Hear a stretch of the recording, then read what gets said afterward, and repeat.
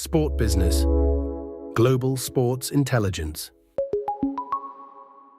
Hello and welcome to this week's edition of the Sport Business Podcast, getting you up to speed with the stories powering the global sports industry. I'm Catherine Davies, America's Bureau Chief of Sport Business, and I'm the host of this weekly podcast. This week, I'll be joined by Frank Dunn, Sport Business Editor-at-Large, who is going to bring us some of the sharpest insights from his latest report, released earlier this week, and entitled Platform Wars, the Third Era of Private Equity Investment in Sport. We'll hear about why he believes we're entering this third era, what he calls the platformization of investment means, and who the key players in this new ecosystem are. After that, I'll be joined by Matthew Williams, our sponsorship reporter and analyst, who will explain why popular women's fashion brands Lululemon and Abercrombie & Fitch have come on board as sponsors of the NFL.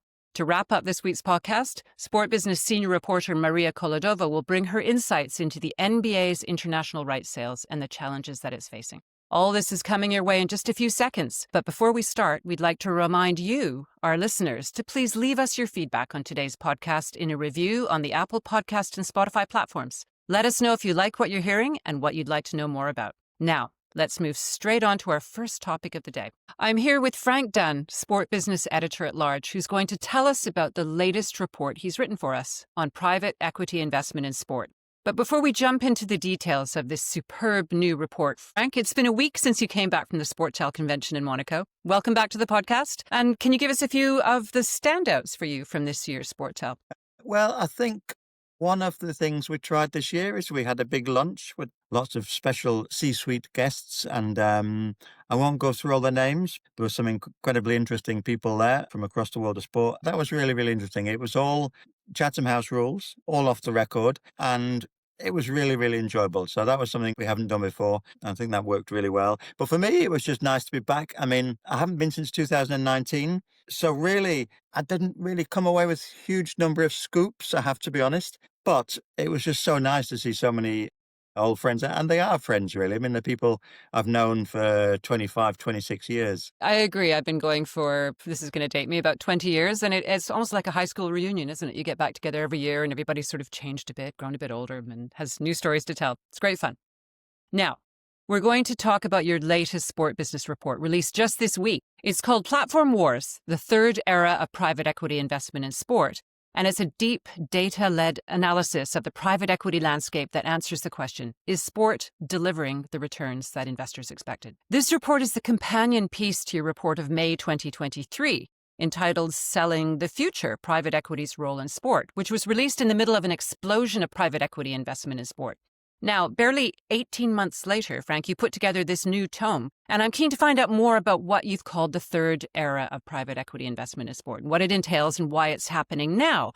But first, we have a special offer for anyone interested in purchasing this new report. We're offering both of them, both reports, the 2023 Selling the Future, which is worth £995, and the new Platform Wars at no additional cost for purchases completed before the 31st of December of this year. So listen in as Frank sheds light on what it's all about, and then head to our website to take advantage of this special offer before it expires. Frank, let's begin at the beginning. Why do private equity companies invest in sport? Yeah, well, I mean, I think let's go back a couple of years. We first looked at this in the spring of 2023. In retrospect, I mean, that was our first attempt to make sense, to understand private equity in sport. We spoke to investors, we spoke to PE people, we spoke to advisors, both across the Atlantic and in Europe. And there were a number of things that everybody was mentioning about sport as an asset class, and that reasons why private equity in particular was drawn to it. I think there are certain things that we know about sport, its characteristics. It has mass appeal. Its fans have a lifetime loyalty. They're not just customers. They're something different than customers. Fan engagement is literally 24/7, 365. You never switch off if you're a fan. And that is something pretty rare. It captures often a hard to reach demographic for businesses. It creates a unique form of media content. I mean, it's probably, along with major events in the news, it's probably the only thing left in the schedule that you have to see live. And that gives it a special kind of value. Sports assets are scarce. They're finite, and that helps to increase the value for investors. Most sports entities, certainly at the elite level of sport, they have predictable recurring revenues, which is music to private equity ears. You have global visibility, and there is something unique, and there is an emotional level of brand equity There are a whole range of things about sports which you just really are unique. You don't really get in any other asset class. And I think that a lot of private equity companies saw the way that sport rebounded so quickly after COVID and realized that it's actually incredibly resilient. In the most recent report that we did, there was one conversation I had thinking back to those times, because in retrospect, well, let's talk about the three eras. The first era, I guess, is the first couple of decades of this century. There were periodic,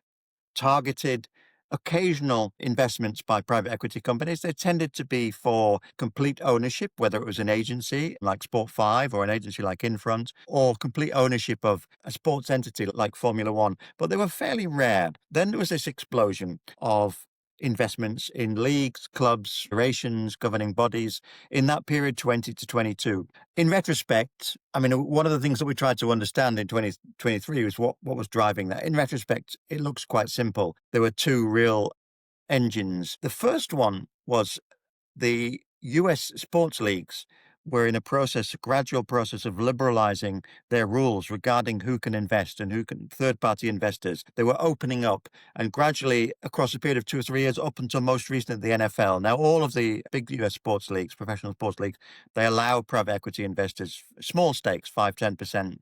That was happening at that time, and that was one of the motors that drove a lot of the interest, particularly in the US sports leagues. But across in Europe, the overwhelming factor was COVID. And this was the point that somebody made to me the other day, because I was saying that, really it looks as though there was a lot of desperation by sports that basically they were taking these deals. There was cash on the table from private equity companies, and they were taking these deals out of desperation. And there was somebody from one of the sports bodies that said to me, look, you have to go back. I mean, it's funny. I mean, I don't know about you, but when I think about COVID, I think, did that happen? Mm. Did that actually happen? Did we actually live through that? I mean, it seems unreal now that, it's completely forgotten and we've all moved on. But I mean, it was 2 years of insanity that basically turned all of our lives upside down. And one guy from a sports body was saying to me that it's easy to forget. There we were in the middle of COVID, in the early days of COVID, early 2020. And he said, there's nobody in the world who could tell you when this was going to end and if this was going to end. So you're looking at empty stadiums, you're looking at a complete disaster for your sports entity. And he said, so yeah, of course, we were looking, everybody was looking at the money that was on the table from private equity. So there was that explosion, 20 to 22, and COVID was a massive factor, distressed assets and so on. I think where we are now, and the reason that we've gone back to it so quickly, we had a conversation internally about this. Does it make sense to go back to private equity so quickly? We did it in May 23 and now we're in 25. It's not that long. But we felt that what was happening now was so significant and so interesting that we couldn't not address it. And really, when we talk about the third era in platform wars, what we're seeing is the creation of a whole series of sport-specific private equity funds. Now, there are two different types going on. There are some that were created from scratch specifically with that brief. There are some that have evolved. So basically where you had, let's take CVC, for example. CVC had its sports assets spread across several different funds. They've brought them now into one fund called the Global Sports Group. Other entities are doing the same thing. They are creating these sports-specific entities from scratch, or they're moving their assets from different funds into one sport-specific fund. So in a sense, what they're doing is they're creating, it's like a platform. It has a platform effect. It has all of the benefits of a platform by bringing everything into one place. That is happening very recently. We've seen, the Apollo move into this space is very recent. The CVC is actually still quite recent. So this is happening now. We think it's really significant, and we thought that it was something we really need to get our head around. Frank, you've been using the term the platformization of investment, and I'm not really clear on what that means. Can you tell me what it means and explain that to our listeners? Yeah, because by pooling all these assets in purely sports-specific fund, you can create, in theory, this is the theory anyway, a whole series of kind of network benefits by having them all together. And the theoretical advantages of putting all of your sports assets in one single fund, in terms of it strengthens your position as a fundraiser in terms of raising new capital. It strengthens your position when you are negotiating to convince new sports entities to come on board, to accept your deal and to join your fund. It enables the funds to do things that may be more, not impossible, maybe more complicated if you have sports spread across funds, that you can attract a lot of the best minds of the industry. What a lot of these companies are doing, and CVC are doing this, they are basically, in order to make these sports assets work across the board, they are bringing in a lot of the smartest people in the industry to work for them as part of their team, as consultants mainly. But those are the kind of things which it's easy to do. I mean, if you think of some of the really top, cleverest people in the industry, it's easy to recruit those, easy to bring them in, it's easy to sell them the idea. If there's a genuine kind of sports entity there, clear sports identity, that's a factor. The central coordination of these assets becomes easier if they're all under one house. There are theoretical advantages like streamlined negotiation. So, for example, if you've got multiple sports assets, football teams or teams in US leagues or whatever, in theory, then you can negotiate across the board on their behalf for different kinds of. So, for example, in Europe, if you wanted to pool the rights for different rugby assets and negotiate, that should be in theory easier. There is an argument that you are able to cross-leverage all sorts of things around the data of these different assets by having them all. That should be easier by having them all under one roof. It's certainly easier to raise finance. If you want to raise additional cash across the board, rather than having to do it on a whole series of individual bases, you can do it for your fund across the board, as the mechanics of raising, refinancing these investments should be easier. Classic thing again is diversification of risks. Basically, if you have 7 or 8 or 10 or 15 sports assets in the same pool, at any one given time, sport being sport, one of them is going to be outperforming, one of them is going to be struggling. So you're spreading the risk there. And also, from one of the things that many people have mentioned to me is that just from a PR perspective, from being able to tell the story, if you've got several assets in your fund, you can really focus in terms of telling the message. You can really focus on the ones that you think are making you look good and maybe talk a little bit less about the ones that may be struggling. There are a whole series of theoretical network benefits for the investors by bringing these things together. But I think the fact that they are all starting to, or many of them are starting to do it, suggests that it's early days and we have to see whether these benefits are real, 1 or 2 or 3 years down the line. But certainly that is the thinking behind the reason why they created them. Right. Well, I know that a lot of this money, a lot of the funds are coming from the US. And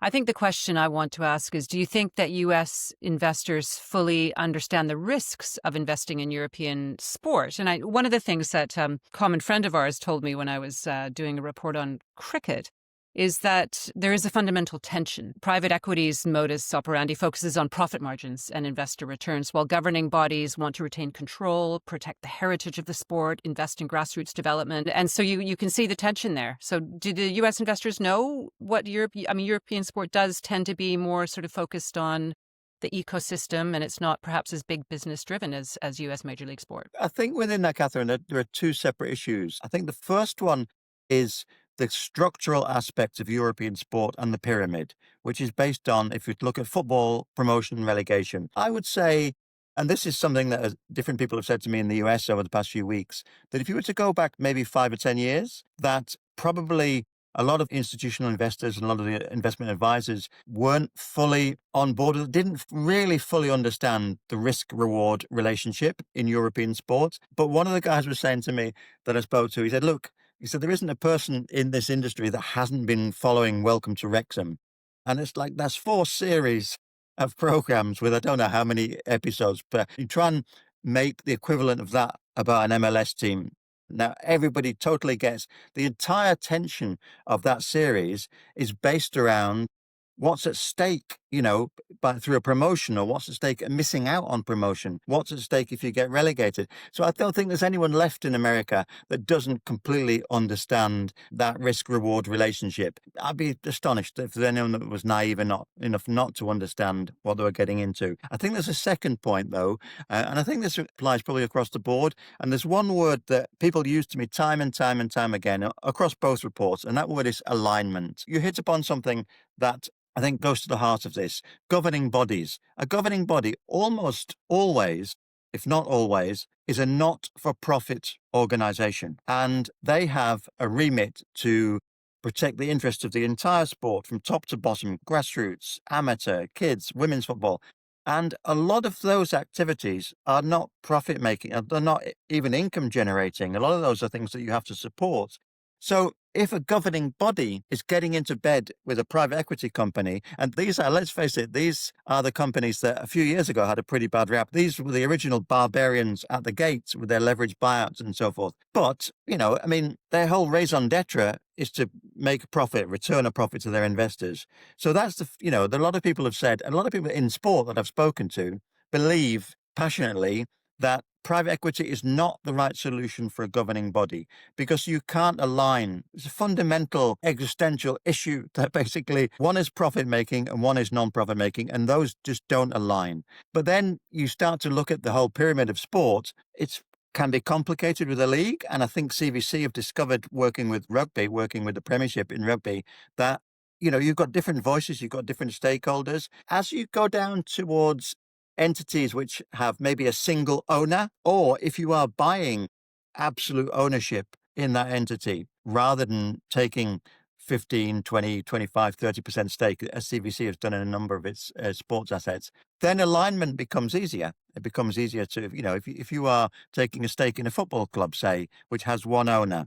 If we look at, say, Apollo is buying out Atletico Madrid, but Ares already had a stake in that, and there was one majority owner at the time. You've got one private equity company, one owner. Alignment becomes less of an issue, but it is problematic across the board. And I think this is one of the things that a lot of people have been struggling with, the reality that on paper you say, yes, we're all aligned, but then there are different stakeholders. They've got different interests. They've often have got conflicting interests. So actually delivering this is not always as easy in practice. And in fact, there was a brilliant interview in the Telegraph probably a year or so ago, maybe longer, with Nick Clary from CVC. And he said the phrase, "This has been much harder than we thought it was going to be." And that really jumped out. It's a great article. Kudos to the Telegraph for getting that interview. But, he was very honest about it. And that was obviously COVID was a factor, but just making all of these moving parts work and aligning them, it's not easy. It's not easy. And when I was doing the cricket, there's obviously a lot of private equity investment in sport, in the 100 and all these various global franchise leagues around the world. And of course, the private equity companies, they expect to make a return within 2 or 3 cycles. And I think that's the question with a little bit of instability in media and sponsorship rights in the world. You said recently that you think Premier League rights will continue to increase, but that may not be true elsewhere. Are they going to make a return, or are the private equity investors going to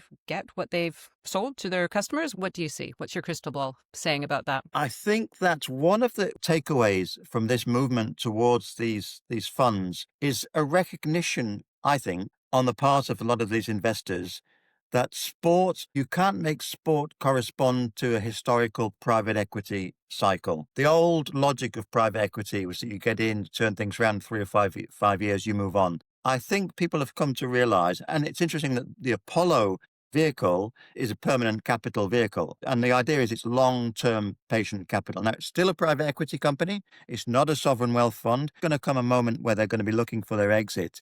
But I think what we're seeing with CVC, for example, is there's a recognition that whole cycle of buying in, trying to transform, trying to develop the sport, and then looking for your exit strategy, that is going to take longer. And it's not a cop-out. I'll be honest that one of the questions that we thought we would try and do was basically kind of run a stress test on each of these individual assets and say how they're getting on. But the thing that everybody said to us is, look, it doesn't work like that. You judge these things at the end. You judge these things on the exit. There are going to be bumps along the road, but each investment, each asset, each deal has to be judged at the end when there's an exit. Then you can say, then it's all pretty clear. You can have a look at what multiples they've got, what revenue was made, what improvements have been made, how the sport's been transformed, if at all. So in the end, we decided it was pointless and speculative to ask that question now, but it was more interesting just to look at how because a lot of the things that we're talking about that private equity can bring, it was bringing anyways. There is a question as to whether it was really necessary, to create these sport-specific funds, whether a lot of the same things can be achieved under the old way. Among people I've spoken to, there are differing opinions upon that. There are people who've said, look, basically, I get it in theory. I see why they're doing it. I see why they're pooling their assets, but I'm not convinced that the benefits could not be achieved under the old model of diversified funds. So, I mean, it sounds like a cop-out, but basically I guess what I'm saying in summary is that with a lot of these investments that were made around 2020, 2021, 2022, we're going to have to wait a little bit longer to really say, has this been beneficial either for the investor or for the sports body? Well, there's two areas that I see would have potentially significant returns for these groups. Like Avenue Capital has invested heavily in women's sport. They have a strong women's vertical, and they really got in at the ground floor. And so there's extraordinary potential for them. And the other one I can think of is Apollo, or apparently last year they were behind investing in Liga MX in Mexico, and there's still talk of the Liga MX centralizing, and it would rise from the valuation now, which puts it at around, maybe the top 10 or less in the world, to one of the top 3 or 4 leagues in the world in terms of revenue from media rights. So those are two where you can see there would be potential, but what area do you see as if you were advising someone, and I know we're not in the business of giving investment advice, but what would you say? What's a good place to park your money? Well, I don't gamble on anything. I never bet. Never bet on football. Nor do I. So anytime in my life I've ever bet on anything, I've lost. So I'm not a great one to give tips, but all I can do is reflect some of the things that have come back to me from people. One of the things that many people have said is that basically women's sport, the potential for growth there. And there are several of these funds that are looking heavily at that. I think Sixth Street is one of the ones that's identified women's sport as a real growth area. I mean, the Liga MX, that's a very interesting one. That's been rumbling on for quite some time. It has, yeah. Not been closed off yet, but I think there are several different sports when you could see that if they could get their act together in terms of creating a more coherent commercial structure, there's potential upside. But I just think in terms of getting in early and identifying growth from a low starting point, I think that the one that jumps out in the conversations I've had is definitely women's sport across the board, but women's football in particular within that. Well, Frank, you've spoke about what's happening in private equity investment in sport, how it's evolved over these stages, and we're now in this third era. What happens next? Yeah, that's a really interesting question. I think what everybody's looking at is there are so many huge private equity companies out there. I think what everybody's looking at is whether they will copy Apollo and CVC and Ares and MSP and all these guys and create sports-specific funds. There are so many companies that have sports assets already or sports-adjacent assets that could do this. So, I mean, the names that jump out, Bluestone, Blackstone, Carlyle Group, the Chernin Group, Silver Lake, KKR, Providence Equity.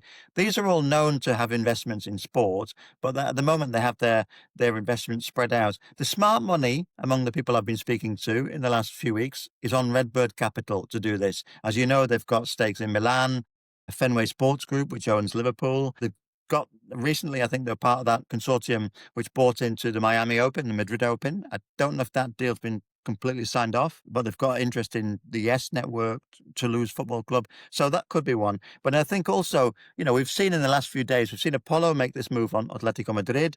We've seen it's not pure sport. Probably you could argue that it's sports adjacent. We've seen the biggest leveraged buyout in history with the Electronic Arts. And there is within that consortium, a private equity company, Silver Lake. And we've seen the battle earlier in this year. When we talk about platform wars between these entities, we saw a battle in the spring for the Madrid and Miami Opens. On one side of the table, we had Apollo and Redbird together with Ari Emanuel.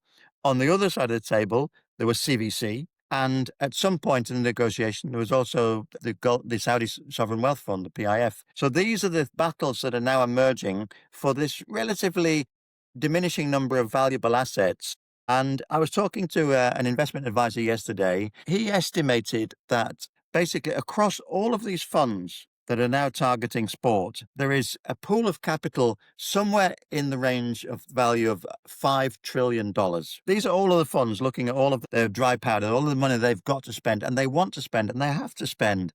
They have to deploy it, and they're looking at everything. If you think of a single asset in the world of sport, whether it's a football club, whether it's a promotion, whether it's an event, these companies are looking at that. They're weighing it up, whether it's Manchester United, whether it's a tennis tournament, whatever it is. Somebody is looking at that now, and they're looking at making a bid or buying a stake in it. The phrase this guy used that stuck in my mind, he said, there is a tsunami of capital on its way to sport. Now, I think sports bodies are clever enough and sophisticated enough to know that there's no such thing as a free lunch, that if you borrow money, you have to pay it back. But having said that, it's difficult to imagine that what's happening, that this huge wall of capital is coming towards sport. It's difficult to imagine that sport will not be the beneficiary of that. Well, I quite frankly find $5 trillion difficult to imagine. It's just hard to conceive of what that is. But it's a lot of money, and it's coming this way, as you say, a tsunami. That's extraordinary. It's more than I've got. It's a lot more than I've got. Frank, that was very insightful. Thank you. We've barely scratched the surface of the topic. And for those of you who would like to know more, a lot more, it's all contained, or most of it's contained in Frank's latest report, Platform Wars. And if you'd like to get that and his report of 18 months ago, Selling the Future, you can buy them both for the price of Platform Wars, the new report, at our Sport Business website. And you can contact info@sportbusiness.com to get in touch and acquire one or both of those fantastic reports. Thank you, Frank, for your time. Really appreciate it. Pleasure. I learned a lot. I'm sure our readers learned a lot. It's always good to speak to you. And we'll be right back with part 2 of the podcast. We're going to be speaking to Matthew Williams about why Lululemon and Abercrombie and Fitch, 2 women's fashion and yoga lifestyle brands, why they're investing in the NFL. We'll be right back. Stay ahead in the business of sport with Sport Business newsletters, covering the biggest stories driving the industry, delivered straight to your inbox at no cost. Sign up today at sportbusiness.com. Welcome back to the Sport Business Podcast, bringing you the latest sport business industry news and insight. I'm joined now by Matthew Williams, Sport Business sponsorship reporter and analyst, who is going to bring some behind-the-scenes intelligence into American football's latest sponsorship moves, with the NFL joining forces with fashion brands Lululemon and Abercrombie and Fitch. But first, Matt, it's been a good long time since you've been here on the podcast with me. What's been keeping you busy over the past couple of months? Yeah, that's right. It's nice to be back after a little while. I would say the Premier League data snapshot's been our main focus on sport business sponsorship in recent weeks and months.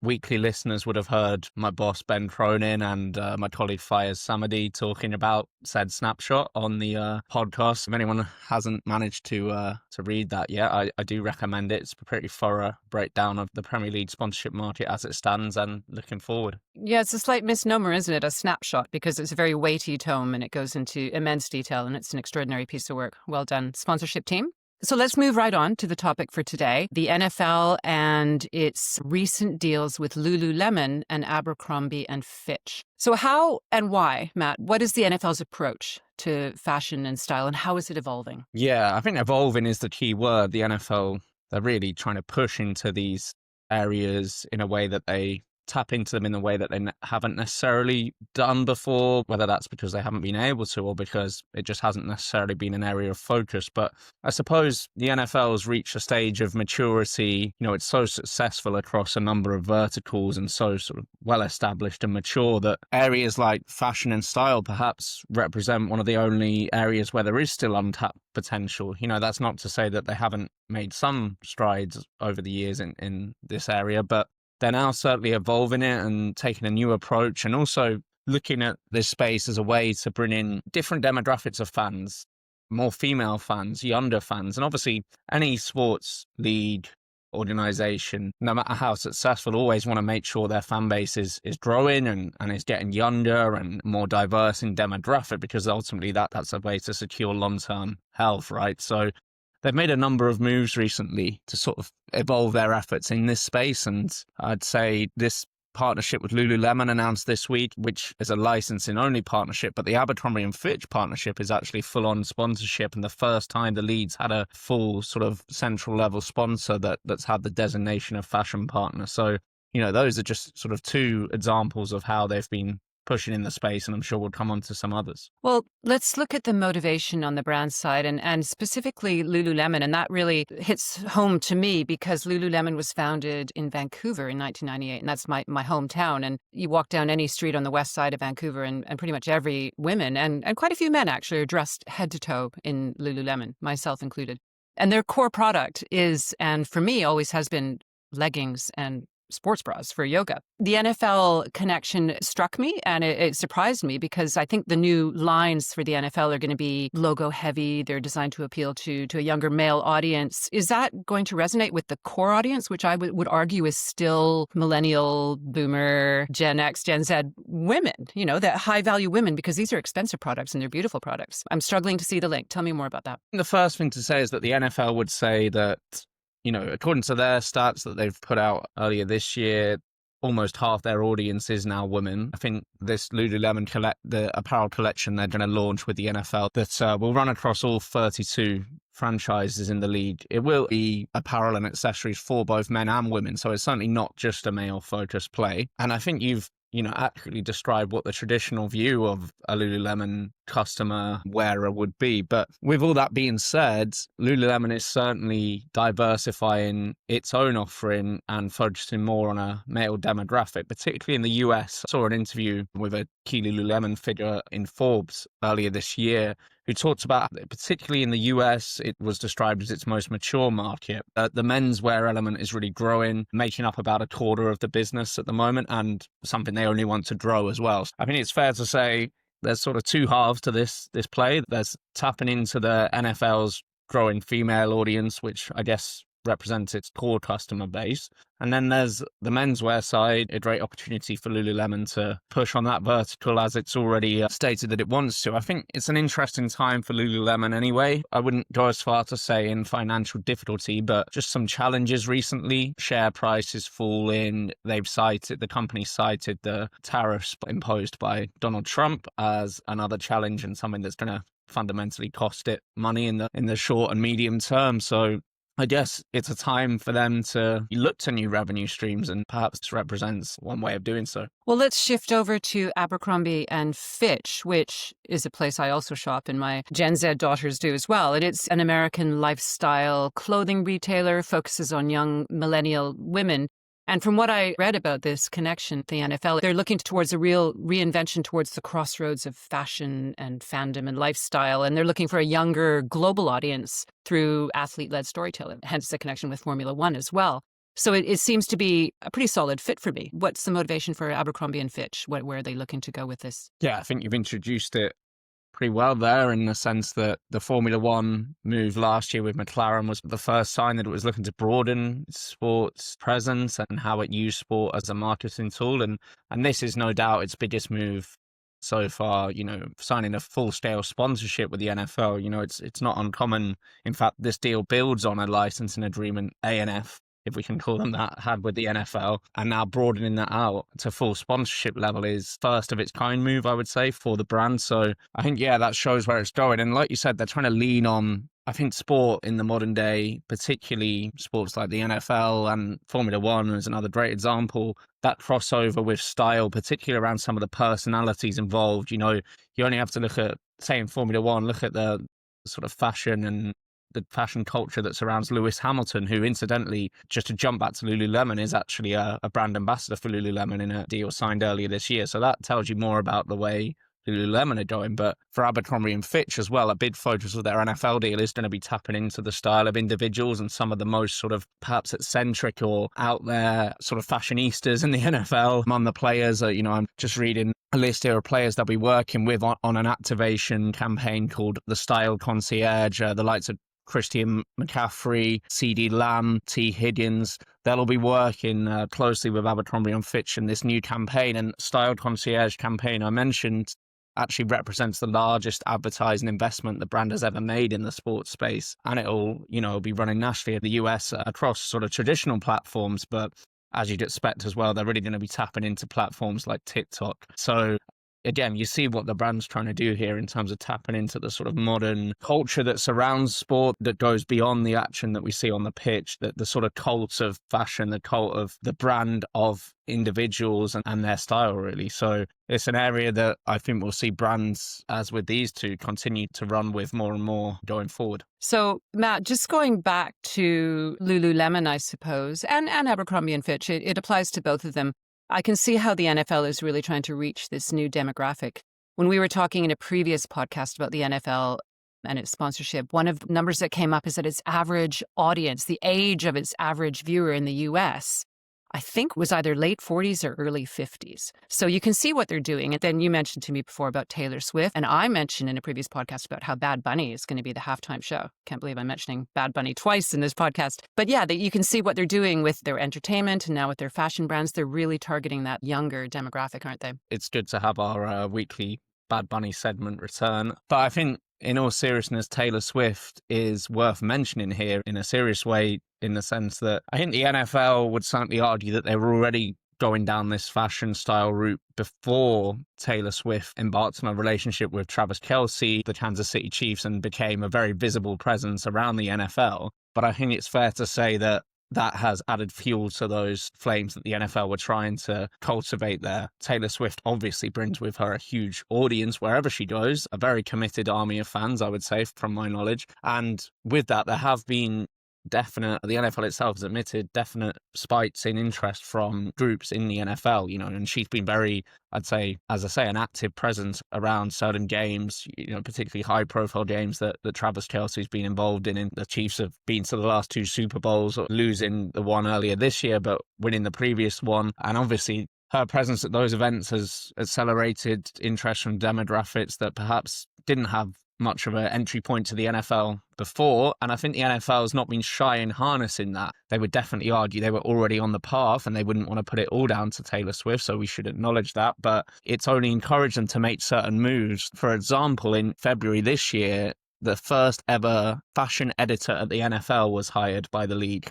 Kyle Smith is the person in question, and his brief is to help create the NFL's fashion vertical, working across social media programming, consumer products, player engagement, PR and communications, and cultural and influencer marketing. A lengthy brief, all to say that just underlines really everything we've just been talking about. It's not just sort of platitudes to the NFL, that they're not going half-hearted at this vertical. They're actually putting some weight behind it and creating new positions within their organization to do so. I guess you can't ignore the fact that NFL games are among the highest rated programs week on week in the US. And the Super Bowl, of course, every year is either the most watched or in the top 2 or 3 programs across all genres in the US. So it's everywhere. Come February, everybody sits down for a Super Bowl party and they may be wearing their Lululemon leggings this year when they do it. There you go.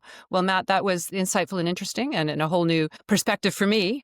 Next time I walk out in my head to toe in Lululemon, I'll maybe wear a NFL baseball cap while I'm at it. Thank you for coming on the show, and I'm sure we'll be speaking to you soon. And now we're going to take a short break before we move on to our next section with Maria Kolodova talking about NBA basketball. We'll be right back. Stay ahead in the business of sport with trusted news, data, and analysis across media rights, sponsorship, and more. Explore our subscription options at sportbusiness.com. Welcome back to the Sport Business Podcast, bringing you the latest sport business industry news.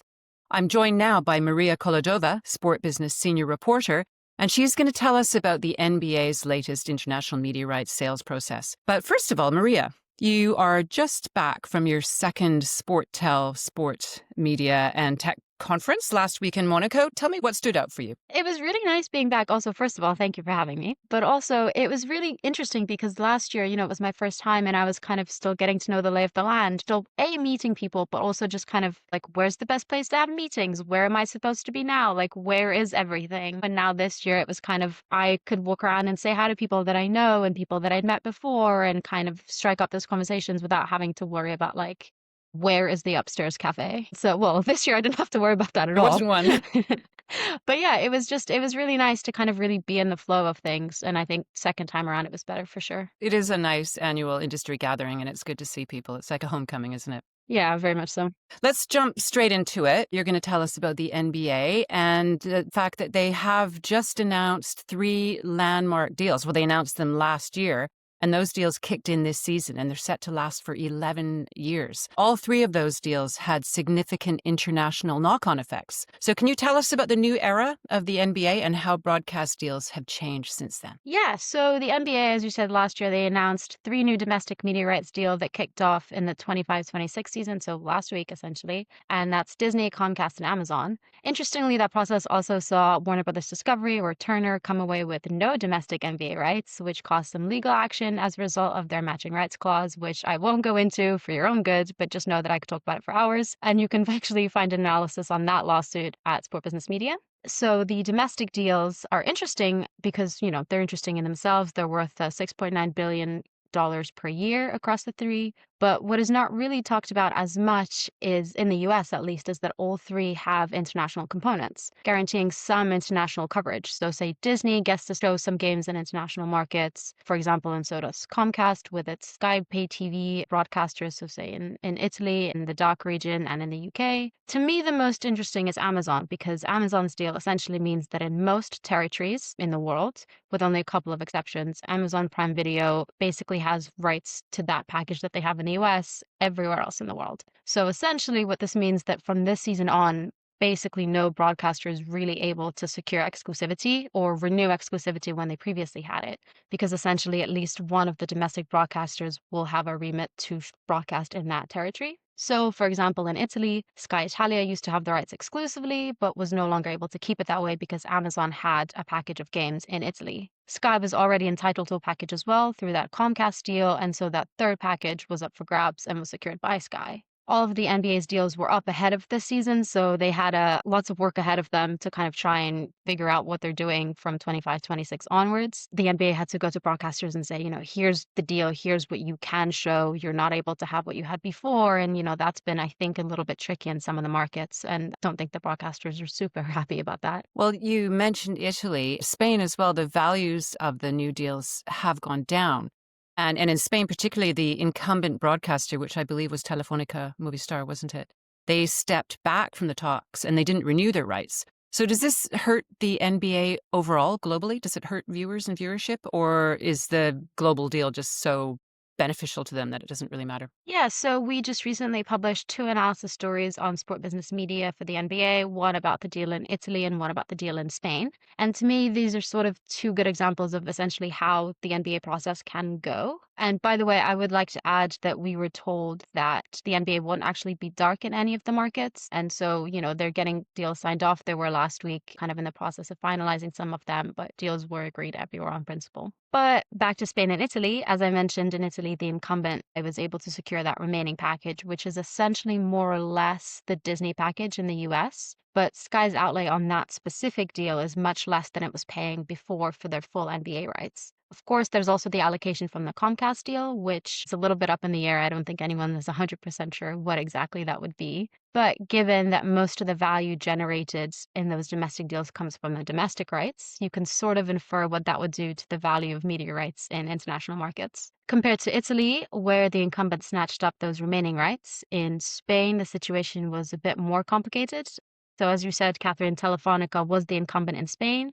We understand they weren't super happy with the situation, that they weren't able to renew exclusively. And from what I understand, that is sort of happening across the board in different markets, not to necessarily that extent, but not everyone's super happy about how everything's gone down. The NBA is a big brand in Europe, especially. It goes well with other basketball properties like the EuroLeague or domestic leagues. And of course, there's a ton of international stars in the NBA that make it popular overseas. And plus, of course, it's just a massive league. And so, not being able to kind of say we are the home of the NBA for some broadcasters is not great. And in Spain, the incumbents were not able to agree a deal with the NBA with terms that sort of reflected the drop of the value that comes from not being able to renew exclusively. So DAZN swooped in there, were able to secure the rights essentially to all the games that weren't covered by the Amazon deal. Now, it's a bit too early to say whether all of that fragmentation, internationally actually hurts viewership. The season started last week. We'll have to see kind of how it goes. But it'll be interesting as well to look at what that does to NBA League Pass numbers, whether the fragmentation kind of makes it go up or not.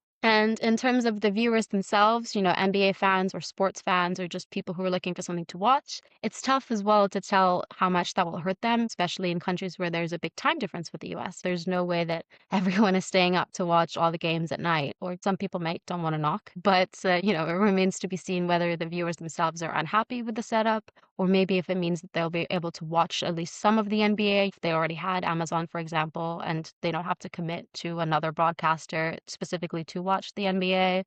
So maybe there is more choice for the casual fan, but all of that is kind of remains to be seen. Well, it's interesting what you were saying about Spain and Telefonica. We wrote a story this week about the fact that La Liga, Spain's top-tier men's professional football league, has put its domestic rights on the market, in part to make sure that broadcasters are aware that this is coming on the market because the UEFA Champions League rights are on the market as well. And there may be a global package, the big tech, so-called big tech global package. One person I spoke to about that said that Telefonica is not able to have all the La Liga matches, if it's not able to offer them all, because there's one match or two matches parceled out possibly for a big tech package. They won't pay. They don't want it.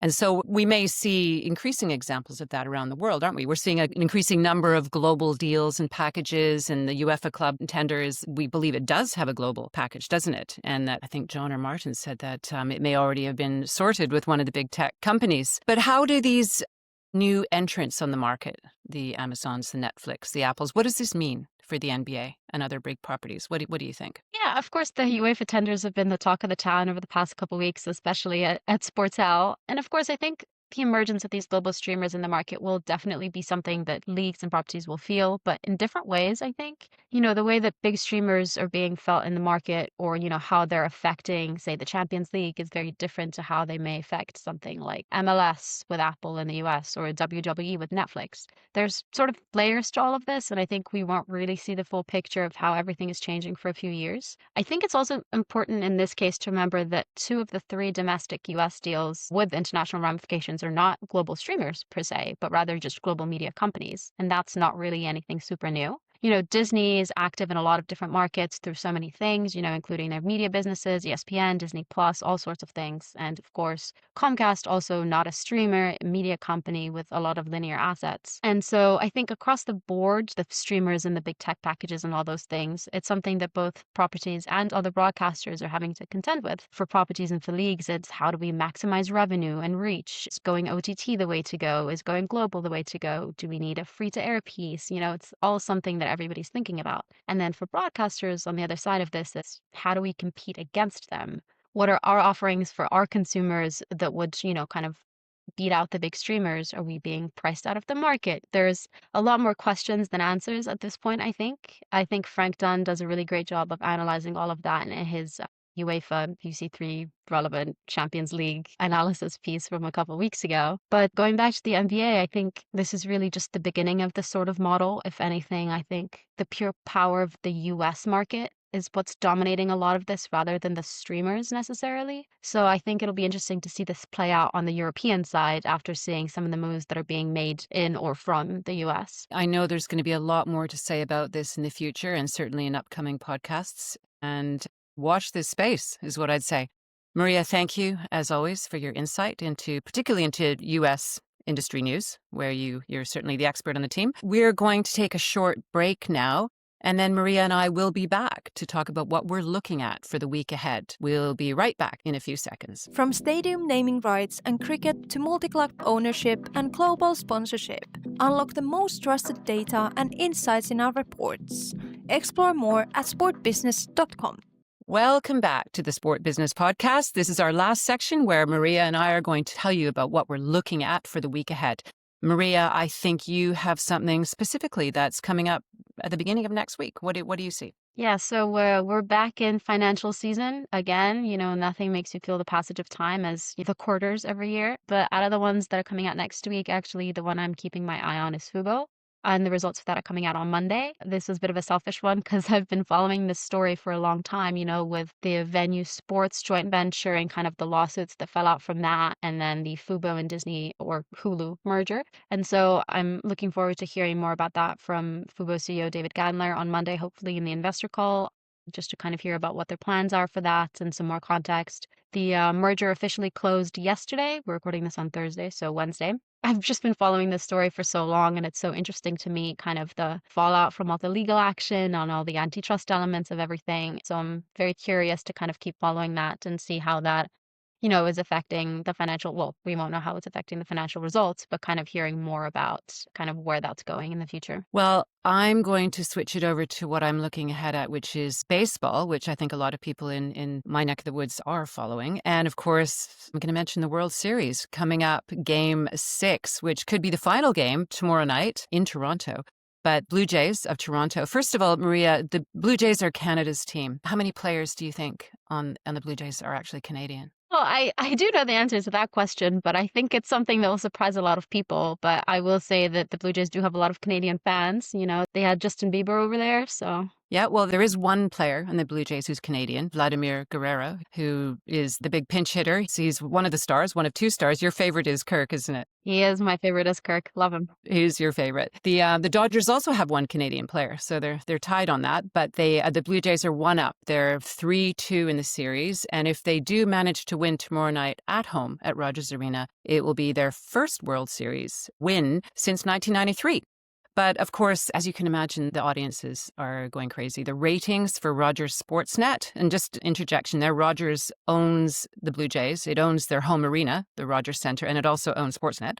So they're well in with this, and they're doing well with the audience figures. Game 1 was the most watched baseball game, Major League Baseball game in Canadian television history, and Game 2 was the second most watched. And I think what they're looking at is trying to come close to the most watched television broadcast ever in Canadian history, which was the gold medal game in the 2010 Olympics, the gold medal hockey game, which drew 16.6 million, an average audience of 16.6 million in 2010, which is about half the population. So they're looking to really beat those numbers. An interesting fact that happened in Game 4, though, in the 7th inning when the Blue Jays pulled ahead of the Dodgers, is that the Sportsnet streaming platform where the game was being shown live went down. And so anyone watching on the streaming platform did not see those crucial 4 runs being scored. And I noticed at the time that people were furious and they were posting on social media saying, what's going on? I've had to pay more for my subscription and you blacked out during the 7th inning. But a lot of people were also saying that they were seeing everything perfectly clearly on their pirated stream. So I think they might be needing, Major League Baseball might be needing to talk to Javier Tebas and sort out the proliferation of illegal streaming of Major League Baseball. But Game 6 is tomorrow. Toronto could take it. And if they do, the viewing figures will be through the roof. Maria, you had one of our Any Other Business pieces. What are you going to talk about in this section? What's calling to you now? As always, I'm going to take this opportunity to talk about the California Golden Bears. Some people may listen to this on Monday, by which time they'll already know the result of Saturday's game. But I'm sure, all of our listeners are following college football extremely closely, so I don't have to tell you. Cal football, so the UC Berkeley football team have a big game this weekend against a ranked Virginia team after losing the previous game last week to Virginia Tech. And the team is 5-3, so a lot is still to play for. And, it's a big game, so I'll be keeping my eye on that. And ESPN did me a solid this week, so it's actually an acceptable time for me to watch, which I'm excited about, so I don't have to wake up at 3 a.m. to watch that, as I've been doing for the past few weeks. And I could also take this opportunity to talk about West Ham, but I think all the things that I would say are probably better left unsaid, especially on a podcast, but that's something that's going on. And then, of course, I'll be keeping a close eye on the World Series as well. The time difference is really tough, but I would really like to see somebody stick it to the Dodgers. So I will be keeping a close eye on that as well. Great. Well, that's quite a range of teams that you support. The Cal Bears and West Ham. West and Ham, the Blue Jays. Yeah, well, good not on the you. Blue Jays, but I'm rooting for them right now. Okay, well, that's good. Canada's team. There you go. There you go. Great. Well, thank you, Maria. Good stuff. I think we've covered a lot of bases here, no pun intended. And we will certainly have you back in the coming weeks for more of your wonderful insight on the sports business world, and particularly your great knowledge of the American sector. Thanks very much. And we will see all of you next week on the Sport Business Podcast. Thanks, Catherine. To our listeners, if you want to know more about today's stories or any of our other reports and analyses, and especially if you're looking for the world's largest collection of accurate rights fees across media and sponsorship, you know where to go. Take a look at subscription options on our website or get in touch with us via email at info@sportbusiness.com. And as always, if you enter the code SBPodcast30 at the checkout, you'll get a 30% discount on annual and monthly Sport Business subscriptions. Please don't forget to share your thoughts on this episode and give us your feedback in a review on the Apple Podcast and Spotify platforms. And watch for our weekly LinkedIn posts promoting the podcast, where you can, of course, leave a comment. Thank you all for tuning in. for reading, for subscribing. I'm Catherine Davies, and we'll be back again next week with the Sport Business Podcast.